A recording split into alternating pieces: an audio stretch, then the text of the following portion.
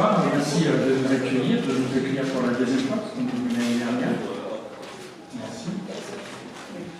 Et donc on est venu l'année dernière, on a fait une table ronde sur ce que porte le Centre d'innovation du partenariat avec les patients et le public, qui est à la faculté de médecine de l'Université Côte d'Azur, donc à Nice, plus exactement dans le département d'enseignement et de recherche en médecine générale.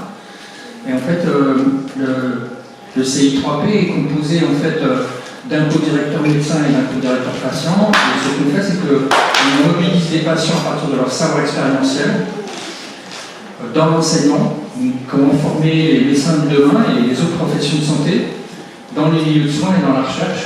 Et donc l'année dernière, on est venu faire une table ronde. On a un patient, Sébastien Audibert, ici présent, qui fait partie du conseil d'administration de la CPTS et qui commence à avoir des entretiens avec des patients, et une médecin, Sarah Filali, que vous connaissez tous, j'imagine, qui sont rentrés dans une formation qu'on organise depuis 2018, qui a eu le prix de l'innovation pédagogique en formation tout au long de la vie, dans laquelle on forme des médecins, d'autres professionnels de santé, des étudiants en sciences de la santé et des patients ensemble, à l'art du soin en partenariat avec le patient. Et de ça a été mis en place au printemps un tandem de partenariat médecin-patient, avec un patient qui peut avoir des entretiens avec des patients qu'aujourd'hui Sarah a vu, peut-être demain d'autres professionnels de la CPTS. Donc comme on est vu l'année dernière, avant de revenir vous voir, on s'est dit ce qu'on pourrait faire, c'est essayer de mener une petite enquête pour savoir si vous avez eu mémoire ou si vous avez entendu parler du patient partenaire, et si vous avez entendu, si vous savez ce que c'est, etc.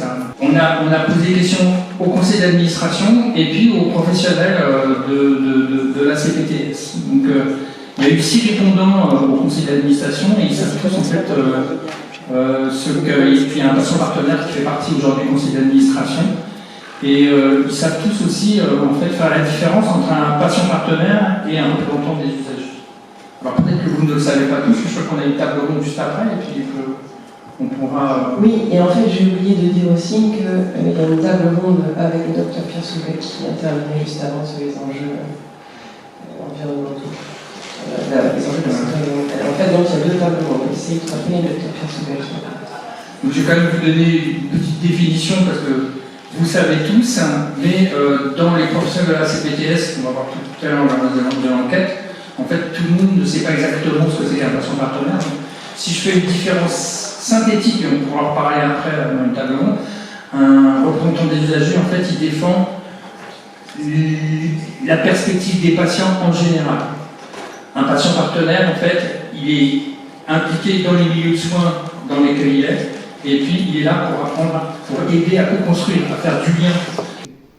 Donc on a demandé aux professionnels de la CPTS si ils avaient déjà entendu parler du patient partenaire, et on voit qu'en fait une majorité en ont vaguement entendu parler, ce qui est normal, hein, mais voilà. Donc, on a une personne qui n'a pas répondu, il y a 26 répondeurs, 26 répondants là. Et puis on a quelques-uns qui savent exactement, et une petite vingtaine de pourcents qui ne savent pas tout ce que c'est. Donc, je viens de donner une définition synthétique, mais on peut aller plus loin à la table ronde. Est-ce que, en fait, parmi ces 26 personnes, vous sauriez définir qu'est-ce qu'un patient partenaire? La majorité ne saurait pas le faire. Donc, pareil. On a aussi un site internet, si vous tapez sur un moteur de recherche CI3P, vous pourrez avoir pas mal d'informations sur le sujet. Et puis, savez-vous qu'un patient partenaire mobilisé au sein de à la MSP, donc à la Maison de santé sanctuaire pour la CPTS, parce qu'aujourd'hui c'est là qu'on a commencé, mais la majorité ne le savent pas. Donc voilà. Et seriez-vous prêt à orienter un ou des patients partenaires vers un ou des patients vers ce patient partenaire? On a une majorité en fait qui pourrait le faire, mais qui a besoin de plus d'informations préalables. C'est plutôt une bonne chose. Donc je ne vais pas être plus long pour ça, et on se retrouve à la table ronde.